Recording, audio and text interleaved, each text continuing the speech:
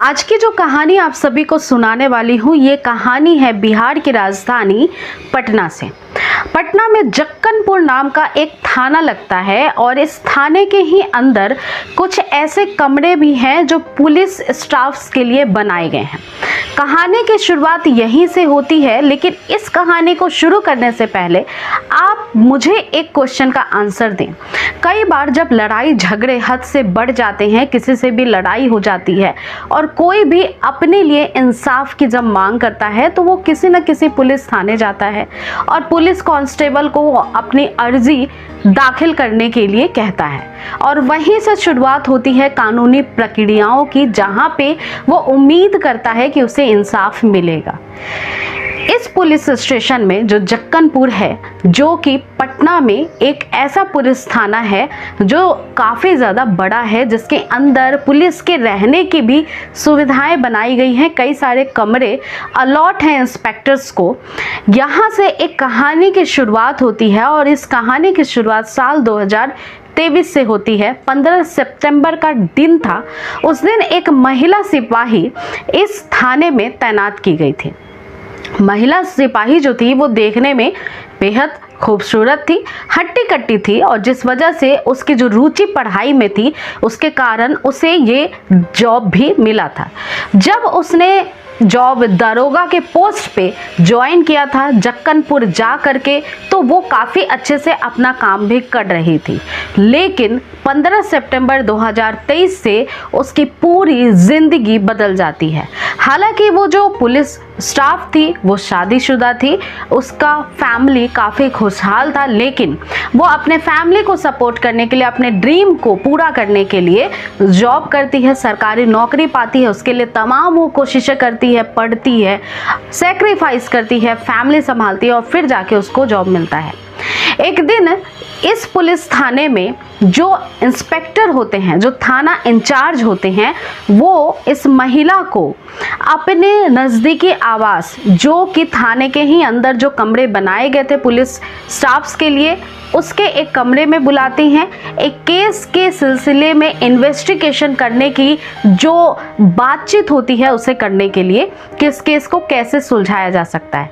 महिला जो कांस्टेबल होती है, महिला जो दरोगा होती है, उसको लगता है कि शायद आज उसके लिए काफ़ी महत्वपूर्ण दिन है, क्योंकि उसे सीधे ये जो थाना है उसका इंचार्ज बुला के उसे कोई महत्वपूर्ण केस सौंप रहा है जिसकी छानबीन उसे करनी है। तय समय पे वो सीधे जाकर के उस कमरे में, जहाँ पे इस थाने के इंचार्ज ने बताया था, बैठ जाती। इस महिला पुलिस का नाम था अमिता। जैसे ही वो कमरे के अंदर जाती है, कमरे का माहौल काफ़ी सामान्य था। कमरे में बैठती है एक कोने में रखे हुए सोफे पे जैसे ही बैठती है, थाने का इंचार्ज भी उस कमरे में ही मौजूद होता है। वो कहता है कि हाँ अमिता आओ बैठो। वो वेलकम करता है, बैठती है वो। उसके बाद वो सीधे चला जाता है किचन में जाने के बाद वो ऑफर करता है उस महिला पुलिस को कि क्या तुम चाय पीना चाहोगी या कॉफ़ी लेना चाहोगी। महिला कहती है सर चाय ही बना दीजिए, चाय ही पिला दीजिए। इसके बाद वो जो पुलिस इंचार्ज होता है थाने का, वो चाय बना कर लाता है। यहाँ तक चीज़ें काफ़ी सामान्य थी। महिला पुलिस चाय पीती है। चाय पीने के बाद वो सीधे नशे में चली जाती है। उसे कुछ भी समझ नहीं आता है कि वो नींद में है या फिर वो नशे में है। जब उसकी आंख खुलती है तो वो उसी कमरे के पलंग पे बिन कपड़ों के बेसुध पड़ी सी हालत में मिलती है। जब वो उठती है बहुत घबरा जाती है, उसके शरीर पे कपड़े नहीं थे और लिहाजा वो इधर उधर देखना शुरू कर देती है। उसे समझ में इतनी देर में आ गया था कि वो इस कमरे में खुद ही चल कर आई थी और इस कमरे में कुछ फोटो लगे थे, जिसकी वजह से उसको ये भी समझ में आ गया था कि ये कमरा जो है वो इसी थाने के इंचार्ज का है। इसके बाद वो सीधे अपने कपड़ों को ढूंढने लगती है। इतनी ही देर में उसे एक आवाज़ सुनाई देती है और वो आवाज़ उसी पुलिस थाने के इंचार्ज की थी, जक्कनपुर के। वो उसे कहता है महिला को कि अमिता तुम बिन कपड़ों में बहुत अच्छी लगती हो, तुम ऐसे ही मुझसे मिला करो। जब ये बात महिला पुलिस सुनती है, बिल्कुल घबरा सी जाती है। मानो कि जमीन उसके पैर से खिसक सी जाती है। वो अब यहाँ पे हैरान परेशान और गुस्सा भी होती है और सीधे उस इंचार्ज से पूछती है कि उसके कपड़े कहाँ हैं, उसने उसके साथ क्या किया है, जो भी किया है वो सही नहीं किया है, इस बारे में वो सबको जाकर बता देगी। इसके बाद जो थाना इंचार्ज होता है वो कुछ फोटो अपने मोबाइल में उस महिला को, अमिता को दिखाना शुरू करता है, जिसमें कुछ वीडियो थे, कुछ फोटो थे जो कि अश्लील थे, जो कि बिन कपड़ों के महिला के लिए गए थे। इसके बाद वो जो थाना इंचार्ज होता है वो बहुत गुस्से में उस महिला को कहता है कि अगर तुमने अपना मुंह खोला या कुछ भी अपने बारे में किसी को बताया तो फिर तुम्हारे साथ अच्छा नहीं होगा। मेरी बातचीत काफ़ी रसूखदार लोगों से है, काफ़ी बड़े बड़े नेताओं से है, मैं तुम्हारा ट्रांसफ़र करा सकता हूँ कहीं और या फिर बर्खास्त भी करा सकता हूँ। जब ऐसी बातें महिला अमिता ने सुनी उस पुलिस से तो फिर वो घबरा जाती है और सहम जाती है। शायद अमिता की गलती की शुरुआत यहीं से होती है। उसने ये पहली गलती की कि अपने लिए ही आवाज़ नहीं उठा पाई।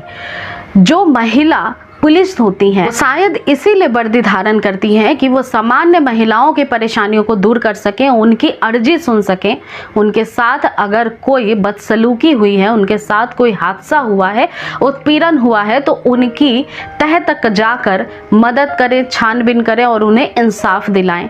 लेकिन बात एक महिला पुलिस की थी और ये महिला पुलिस इतनी बेबस थी, इतनी लाचार थी, उसने बहुत मिन्नतें की, बहुत बार हाथ जोड़े, पैर पकड़े, लेकिन तब भी इस थाने के पुलिस इंचार्ज को दया नहीं आई।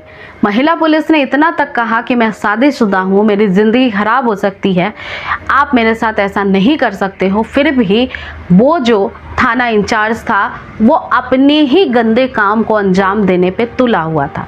उस दिन महिला चुपचाप इस कमरे से निकलकर चली जाती है, लेकिन ये सिलसिला यहीं नहीं रुकता है। ये एक बहुत लंबी कहानी बनती चली जाती है। अब जब मन करता था इस जक्कनपुर के जो इंचार्ज थे उनका, उस महिला को बुलाते थे अपने कमरे में और उसके साथ मनमानी हरकत करते थे।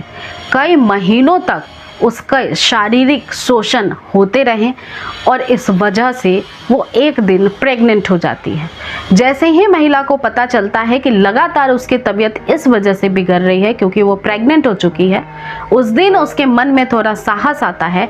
वो सीधे इस थाना इंचार्ज के पास जाती है जब वो थाने पे बैठा होता है। महिला पुलिस सीधे जाने के बाद उस थाने इंचार्ज को कहती है कि अब बहुत हो चुका, अब मैं इससे ज़्यादा बर्दाश्त नहीं कर सकती हूँ और आप मेरा इस तरह से फ़ायदा नहीं उठा सकते हैं। अब चाहे मेरी जॉब चली जाए, चाहे मैं बर्खास्त हो जाऊं, लेकिन मैं अब अपनी न्याय की लड़ाई खुद लड़ूंगी और जो आपने मेरे साथ काम किया है, जो गंदा काम, जो घिनौना काम आपने मेरे साथ किया है, उसके गुनाह की जो सज़ा होगी उस तक मैं अब खुद इसकी लड़ाई लड़ूंगी।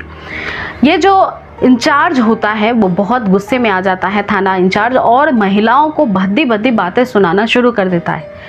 महिला का गुस्सा यहीं शांत नहीं होता है। वो कहती है कि आज बहुत ज़्यादा हद पार कर दी, मेरा शारीरिक शोषण करने की वजह से आपके बच्चे की मैं माँ बन चुकी हूँ और मैं प्रेग्नेंट हूँ, इस वजह से अब मुझे इंसाफ चाहिए। जब जो इस थाने का इंचार्ज होता है वो ऐसी बातें सुनता है तो महिला जो पुलिस होती है इस पे वो हाथ उठाता है, उसके पेट में एक लात भी मारता है जिसकी वजह से वो गिर जाती है, दर्द से कहराने लगती है। जब वो हॉस्पिटल जाती है तब पता चलता है कि उसके पेट में जो बच्चा था वो अब इस दुनिया में नहीं है।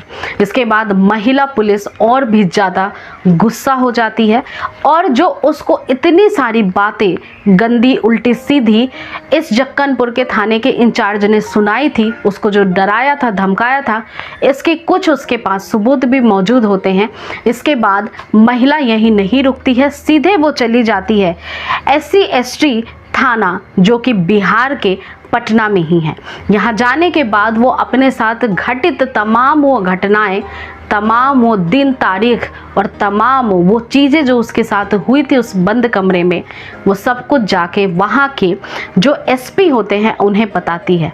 जब एसपी इन सारी चीज़ों को सुनते हैं तब उनका भी गुस्सा बहुत ज़्यादा बढ़ जाता है। वो तुरंत ही एक टीम गठित करते हैं जिसकी मुखी एएसपी श्वेता सारस्वत को सौंप दी जाती है। इस केस की इन्वेस्टिगेशन खुद जो एसपी होते हैं भरत सोनी वो अपने अंडर कस्टडी में लेते हैं। इस महिला की अर्जी को तुरंत ही नज़दीकी थाने में दाखिल कराया जाता है और इसके बाद वो जो थाना इंचार्ज था उसे तुरंत हिरासत में ले लिया जाता है। लेकिन इस बीच जब उसने महिला के साथ बदसलूकी की थी, मारपीट की थी, तब उसने बहाना बनाकर 6 दिसंबर को एक छुट्टी की अर्जी दायर की थी जक्कनपुर थाने में, और जिसकी वजह से उसको 6 दिन की महज छुट्टी दी गई थी। 6 दिन की छुट्टी के बाद उसको 6 दिसंबर 2023 को फिर से जक्कनपुर थाने पर रिपोर्ट करना था, लेकिन वो उस दिन नहीं आता है और छुट्टी उसकी बढ़ती चली जाती है। जब वो 15 जनवरी 2023 तक भी थाने पे आकर अपनी ड्यूटी ज्वाइन नहीं करता है, तब ये महिला जो है वो एसएसटी थाने जाती है और अपनी पूरी आपबीती बताती है। इसके बाद तुरंत ही पुलिस की टीम एसपी और साथ ही एएसपी दोनों ही मिलकर उस पुलिस थाना इंचार्ज को तुरंत ही हिरासत में लेते हैं। उससे तमाम पूछताछ की जाती है। तमाम ऐसी छोटी बड़ी पहलुओं पर नज़र डालने की कोशिश करती है पुलिस की। क्या इसमें महिला की भी कुछ अहम भूमिका है? क्या उसे सच में प्रताड़ित किया गया है? क्या सच में उसका शारीरिक शोषण हुआ है? ये तमाम विचाराधीन जो मुकदमा होता है वो न्यायालय तक भी पहुंच जाता है। इसकी जो फाइनल रिपोर्ट है वो अभी तक नहीं आई है। ये केस जो है अभी भी न्यायालय में चल रहा है और लंबित है। आज की जो कहानी थी वो यहीं तक थी। इस कहानी का सुनाने का मकसद आप सभी की भावनाओं को ठेस पहुंचाना नहीं था। आप जहां भी रहें स्वस्थ रहें, सुरक्षित रहें, बस इसी मकसद से मैं आपको कहानियां सुनाती हूं। अगर कोई भी महिला, किसी भी महिला, चाहे वो पत्नी ही क्यों ना हो किसी की, अगर उसकी मर्जी के खिलाफ उसका शारीरिक शोषण होता है तो उसे पहली बार से ही अपनी आवाज़ को बुलंद करना चाहिए, उठाना चाहिए और तमाम ऐसे प्रयास करने चाहिए ताकि उसको न्याय मिल सके। अगर पहली बार में ही इस महिला कांस्टेबल, इस महिला दारोगा ने भी अपनी आवाज़ को बुलंद किया होता तो ये जो कहानी थी इतनी लंबी शायद नहीं पहुंचती। महिलाएं बहुत सशक्त होती हैं। शक्ति का कई बार उदाहरण महिलाओं के रूप में, चाहे वो माँ दुर्गा हो, सरस्वती माँ हो, लक्ष्मी माँ हो, झांसी लक्ष्मी रानी बाई हो या फिर अहिल्या बाई हो, तमाम ऐसी कहानियाँ हैं जो हमारे समाज की जो शक्ति है, महिला शक्ति, उसको प्रदर्शित करती है, उसकी प्रेरणा बनती है। इसलिए महिला कहीं से भी कमज़ोर नहीं है। अगर उसके साथ कोई भी अन्याय होता है तो उसे तुरंत अपनी आवाज़ उठानी चाहिए। तो आज की कहानी यहीं तक थी। आप जहाँ भी रहें सचेत रहें, सुरक्षित रहें और खुश रहें। ऐसी कहानियों को सुनने के लिए आप चैनल को सब्सक्राइब कर सकते हैं, इस वीडियो को लाइक शेयर कर सकते हैं। मेरा नाम पूजा है। अगली कहानी के साथ फिर से मुलाकात होगी। धन्यवाद।